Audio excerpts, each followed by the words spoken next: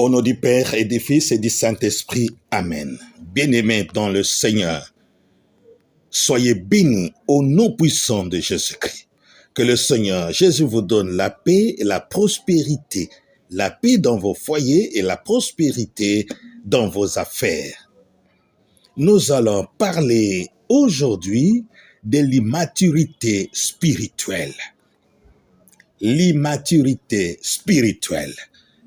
Bien-aimés dans le Seigneur, il y a des gens immatures, mais immatures spirituellement. L'immaturité est le contraire ou l'opposé de la maturité.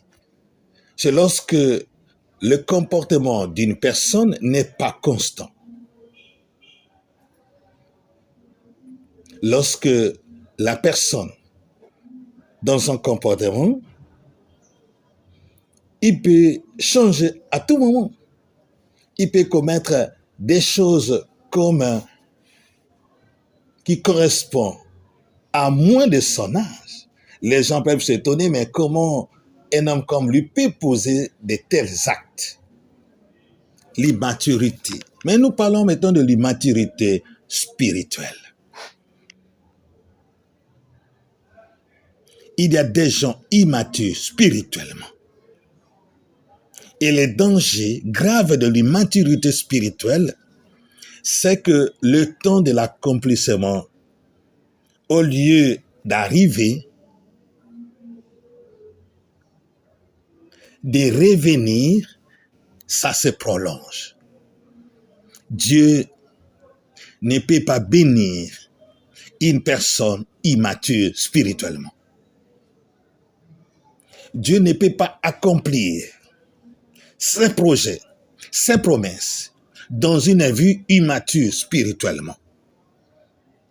Lisons Galates chapitre 4, verset 3. Saint Paul dit ceci: « Aussi longtemps que l'héritier au trône est encore enfant, cet enfant ne diffère en rien de l'esclave.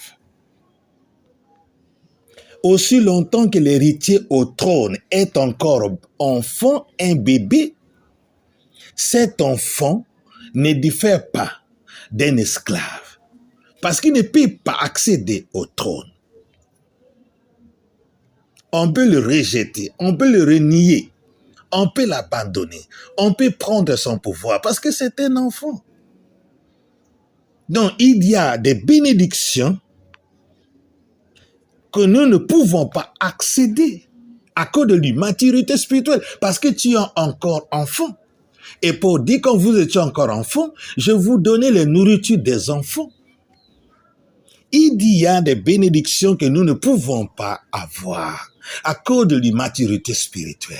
Il y a des niveaux de bénédictions que nous ne pouvons pas expérimenter parce que nous sommes encore considérés comme des enfants, des bébés, comme des novices, comme des gens qui commencent un nouveau cheminement.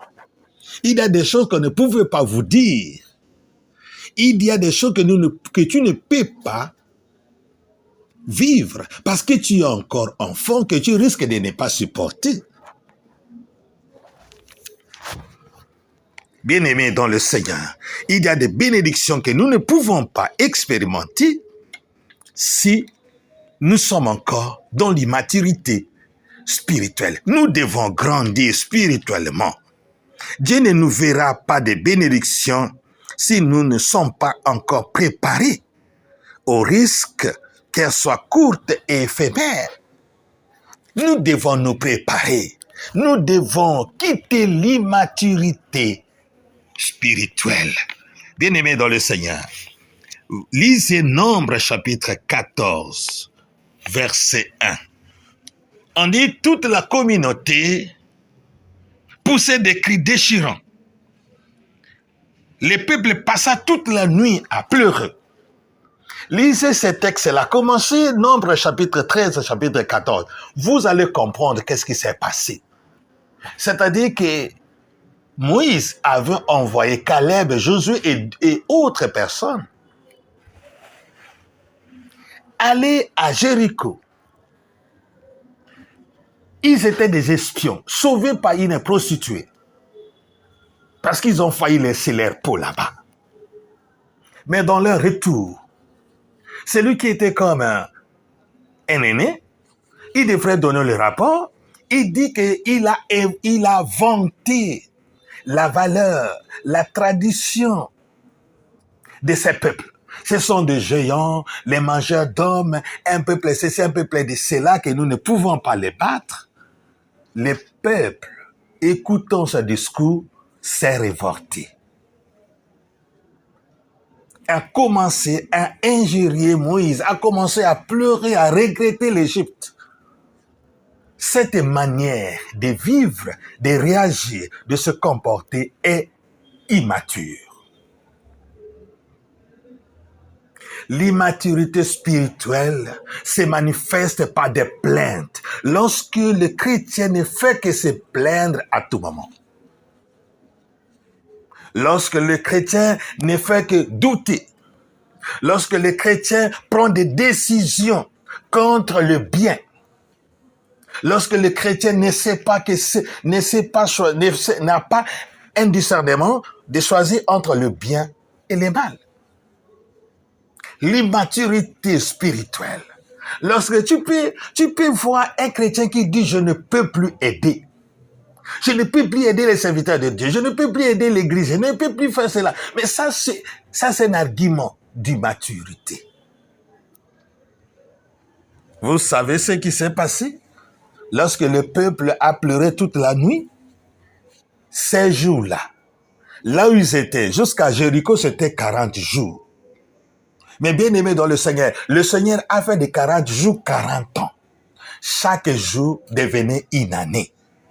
À cause d'une immaturité, parce que le peuple ne comprenait pas. L'immaturité spirituelle, c'est que lorsque les gens ne peuvent pas saisir, appréhender la pédagogie de Dieu, ne peuvent pas comprendre que la situation qu'ils traversent, il y a une pédagogie de Dieu dedans. Qu'est-ce que le Seigneur veut me renseigner? Quelle expérience dois-je tirer de cette situation que je traverse?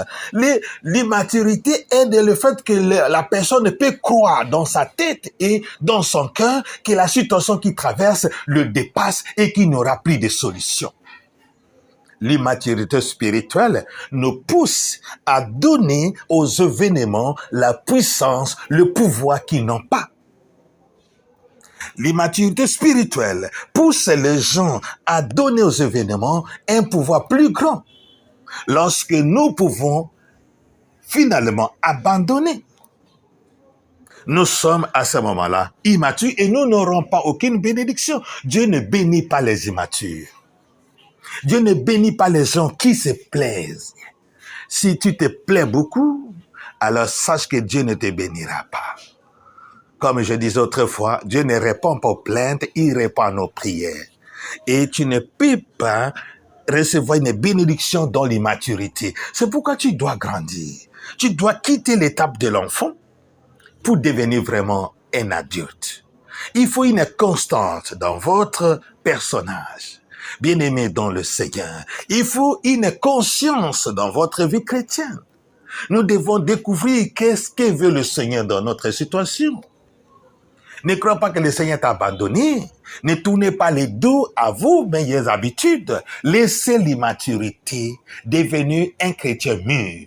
Un chrétien qui tue des leçons dans les expériences, les épreuves qu'il est en train de vivre. Prenez ça comme une épreuve de la foi et dans la foi, nous gagnons toujours. Il y a toujours la résurrection après la passion de Jésus. Et il y aura toujours la victoire après les épreuves que tu es en train de passer.